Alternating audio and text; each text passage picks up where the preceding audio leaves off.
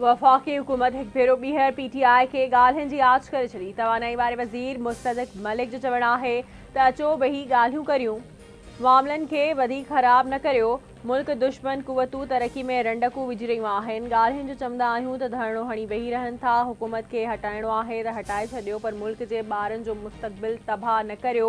ॾफेड़ वारी सियासत कंदड़ मुल्क जा सॼण न आहिनि। वज़ीर आज़म मुल्क मां महांगाई ऐं गुर्बत जो ख़ात्मो चाहे थो। रोज़गार जी फ़राहमी पहिरीं तरजीह आहे। महांगाई जे ख़ात्मे सां आवाम तां भार घटिजी वेंदो। हुकूमत जमायत जो तर्ज़ अमल सियासी न गैर सियासी आहे। छा ॻाल्हियुनि जी दावत ईअं ॾिनी वेंदी आहे? असीं त पुरअमन एहतजाज बि नथा करे सघूं।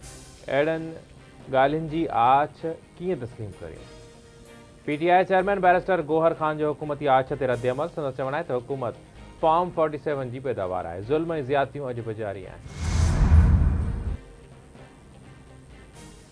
PTI सोशल मीडिया जो ग़लत इस्तेमाल करे मुल्क में ॾफेड़ पखेड़े रही आहे। PTI ते पाबंदी जे हवाले सां पीपल्स पार्टी जो मौक़िफ़ वाज़ेह आहे। PTI खे पंहिंजी लाइन क्लियर करणी पवंदी। तहरीक इंसाफ़ खे हिकु सियासी जमायत बणिजी अचिणो पवंदो। PTI खे फ़ैसिलो करणो पवंदो त हू छा थी चाहे। वॾे वज़ीर जी जाती में मीडिया सां ॻाल्हि ॿोल। सैयद मुराद अली शाह पारां मख़सूस सीटुनि बाबति सुप्रीम कोर्ट जे फ़ैसिले ते ख़दशनि जो बि इज़हार। वफ़ाक़ी हुकूमत समूरनि सरकारी तोड़े नीम सरकारी इदारनि में मुफ़्त बिजली जी सहूलियत ख़त्म करण जो फ़ैसिलो करे छॾियो। ब्यूरोक्रेट्स, जजिस, पार्लियामेंटेरियंस समेत सभिनी जी मुफ़्त बिजली ख़त्म कई वेंदी। ॿिए मरहले में मुफ़्त पेट्रोल जी सहूलियत बि ख़त्म करण ते गौर कयो पियो वञे। हुकूमत सोशल मीडिया ते इदारनि ख़िलाफ़ मुहिम जी जांच लाइ कमेटी जोड़े छॾी। IG इस्लामाबाद गॾियल जांच कमेटी जो सरबराह हूंदो। नोटिफिकेशन जारी। नोटिफिकेशन में चयो वियो आहे त कमेटी सोशल मीडिया ते ॾफेड़ पखेड़ींदड़नि ख़िलाफ़ जांच कंदी। कमेटी जवाबदारनि जी निशानदी करे संदनि ख़िलाफ़ केस हलाईंदी। इस्लामाबाद पुलिस कमेटियुनि जी मदद कंदी।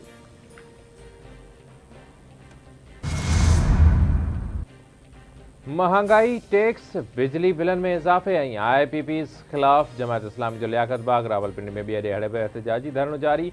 धरणे में वॾे अंग में कारकुननि ऐं अॻवाननि जी शिरकत। धरणे सबबि मरी रसन खां कमेटी चौक ताईं मरी रोड मुकमल तौर ते बंद। मेट्रो बस सर्विस बि मुअतल। जमायत इस्लामी जा अमीर हाफ़िज़ नईमुर रहमान मुतालबनि जी मान्यता ताईं धरणो ख़त्म न करण जो ऐलान करे छॾियो आहे। संदसि चवणु आहे त सुभाणे मरी रोड ते तारीख़ी जलसो थींदो। गिरफ़्तार कारकुननि खे बिना देर आज़ादु करे केस ख़त्म कया वञनि। असांजे धरणे जो रुख़ कंहिं ॿिए तरफ़ बि थी सघे थो। धरणो तारीख़ी इनक़लाब में तब्दील थी वेंदो। पंजाब हुकूमत जी फ़ाशिस्ट रवैये जी मज़म्मत कजे थी। ॾफेड़ ऐं ॻाल्हियूं गॾु हली नथा सघनि। बिजलीअ ते टैक्स ख़त्म करे मुफ़्त बिजलीअ खे बंदि कयो वञे। लाॻीतो ॿ भेरा इज़ाफ़े खां पोइ पेट्रोलियम शयुनि जे अघनि में घटिताई जो इम्कान। 1 अगस्त खां पेट्रोल 3 रुपया ऐं हाई स्पीड डीज़ल 8 रुपया 50 पैसा फ़ी लीटर सस्तो थी सघे थो।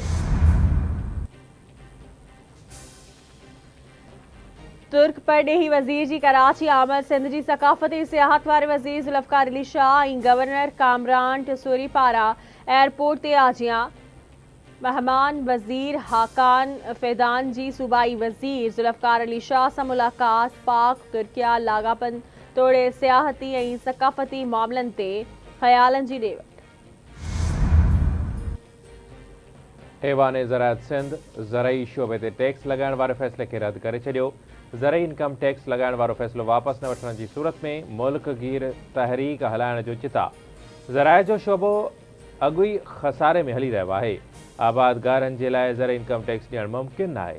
ज़रई इनकम टैक्स लॻाइण सां आबादगारनि जो मुआशी क़तलाम थींदो। वफ़ाक़ी सरकार ज़बरदस्ती टैक्स मढ़ियो त मुल्क जे समूरियुनि आबादगार तंज़ीमुनि सां गॾिजी एहतजाज जी तहरीक हलाई वेंदी। हैदराबाद में थियल ऐवान ज़राअत सिंध जे इजलास जी पधिराई जारी।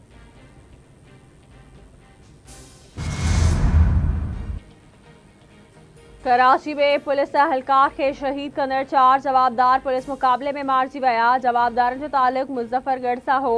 DIG औहदे इरफान बलोच चयो आहे त पुलिस अहलकार जी टारगेट किलिंग में मुलविस गैंग चइनि जवाबदारनि ते ॿधल हुई।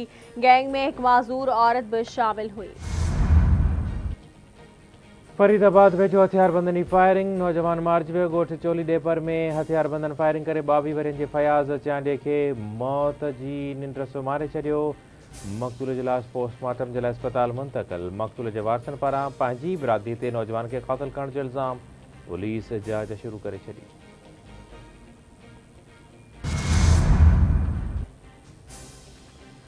खैरपुर में शाह अब्दुल लतीफ़ यूनिवर्सिटी के प्रोफेसर साले मेमन जो गोली लगल लाश अथायो। बिज़नेस शोबे के प्रोफेसर जो हॉस्टल में गोली लगल लाश अथायो। यूनिवर्सिटी इंतजामिया मूजिब पीर जो गोठ वासी प्रोफेसर साले मेमन हॉस्टल अंदर पाण मथा फायर करे जिंदगी जो अंत आंदो आहे। पुलिस वाक़े की जांच शुरू करे छॾी आहे। कराची में सूमर ऐं अंगारे ते तेज़ बरसातुनि जी अक थी। मौसमियात खाते मूजिब चौमासी हवाउनि जो ताक़तवर सिलसिलो 28 जुलाई ते राति जो सिंध में दाख़िल थींदो। 29 ऐं 30 जुलाई ते कराची डिवीज़न में गजगोड़ सां तेज़ बरसात जो इम्कान आहे।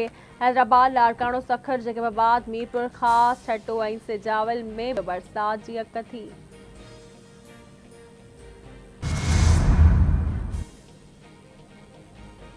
दुश्मन के चौकी छड़े भजण ते मजबूर कंदड़ कैप्टन राजा मोहम्मद सरवर शहीद जो अॼु 76हों शहादत जो ॾियारो मल्हायो वियो। बेमिसाल क़ुर्बानी ऐं बहादुरीअ सबबि कैप्टन मोहम्मद सरवर शहीद के निशान हैदर सां बि नवाज़ियो वियो। रावलपिंडी में शहीद कैप्टन मोहम्मद सरवर जी यादगार ते हाज़िरी। लेफ्टिनेंट कर्नल मोहम्मद फयाज़ ख़ास मेहमान तौर शरीक। ISPR मूजिब कैप्टन मोहम्मद सरवर शहीद जी क़ुर्बानियुनि खे कॾहिं बि विसारे नथो सघिजे। कैप्टन मोहम्मद सरवर 27 जुलाई 1948 ते भारती दिफ़ाई पोज़ीशन ते हमलो कयो ऐं दुश्मन जे फायरिंग में शहीद थी वियो। सदारती उम्मीदवार कमला हैरिस नामज़दगी कागज़ जमा कराए छॾिया। कमला हैरिस पारां नामज़दगी कागज़नि ते सही करण जी तस्वीर सोशल मीडिया ते जारी। कमला हैरिस चवे थी हिकु वोट हासिल करण लाइ सख़्त महिनत कई वेंदी।